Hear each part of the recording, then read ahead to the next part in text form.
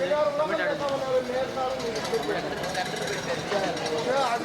కదా సార్ మేము అది చేయకుండా మీరు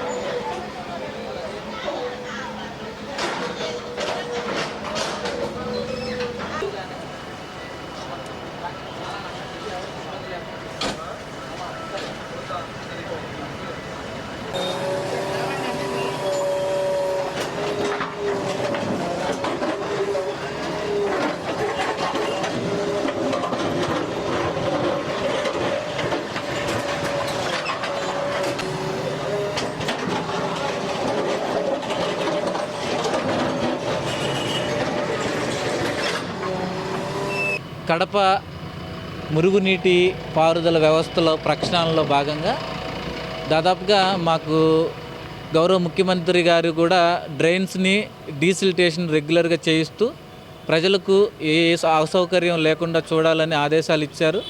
మా మంత్రి నారాయణ గారు కూడా ఈ ప్రజలకు ఏవైతే ఈ మురుగునీళ్ళు పారుదల సరిగా లేక వాటర్ స్టాగ్నేషన్ అయ్యి డీసిల్టేషన్ని ఒక యుద్ధ ప్రాతిపదికన చేయమని మాకు ఆదేశాలు జారీ చేశారు.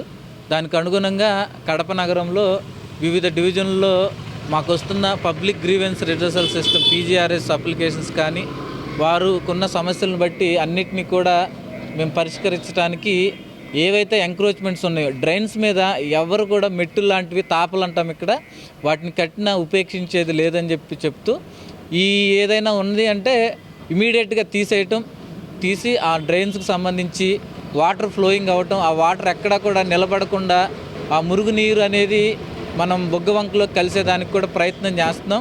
ఇలా ప్రజలకు ఉపయోగపడే ప్రతి పని చేస్తున్నాం. ఆ ఉపయోగపడే క్రమంలో ఎవ్వరికి ఏ ఇబ్బంది లేకుండా కూడా చూస్తామని చెప్పేసి కూడా కోరుకుంటూ ప్రజలందరికీ మా విజ్ఞప్తి అదే. మాకు మీరు దయచేసి సహకరిస్తే మీకు విలువైన సేవలు ఇవ్వడానికి మా నగరపాలక సంస్థ సిబ్బంది ఎప్పుడూ ఉంటారు. ఉదయం 5:30 గంటల నుంచి కూడా పారిశుద్ధ్య కార్మికులు పనిచేస్తున్నారు. వారందరూ కూడా ఎంతో కష్టపడి పనిచేస్తున్న దానికి ఒక ఉపయోగం ఉండాలంటే దాని గురించి ఈ అడ్డంకులన్నీ తీసుకుంటేనే మనం ముందుకు వెళ్ళగలుగుతాం, లేకపోతే చాలా ఇబ్బంది పడాల్సిన పరిస్థితి.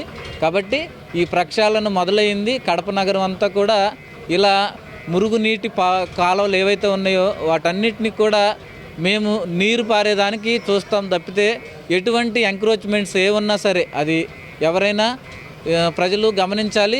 వారి ఇంటికి వెళ్ళేదానికి మెట్లు కట్టుకొని కాలువలను పూర్తి చేసి మన డ్రైన్స్ మీద ఎటువంటి కన్స్ట్రక్షన్ చేయకూడదని చెప్పేసి కూడా కోరుకుంటూ ఈ కార్యక్రమాన్ని మీరందరూ కూడా సహకరిస్తే ఇంకా భవిష్యత్తులో మీకు మంచి మరిన్ని మా విలువైన సేవలు పారిశుద్ధ్యం పరంగా కానీ వాటర్ సప్లై కానీ స్ట్రీట్ లైట్స్ కానీ టౌన్ ప్లానింగ్ ఇష్యూస్ కానీ పబ్లిక్ హెల్త్లో కానీ ఏదున్నా సరే మేమంతా కూడా మీకు మీ సేవ చేసుకునేదానికి మాకు అవకాశం కల్పించమని మనస్ఫూర్తిగా కోరుకుంటూ ఈ యొక్క డ్రైన్ డీసిల్టేషన్ కార్యక్రమాన్ని దాంతోపాటు ఇక్కడ కొత్త డ్రైన్ కూడా ప్రపోజ్ చేసాం.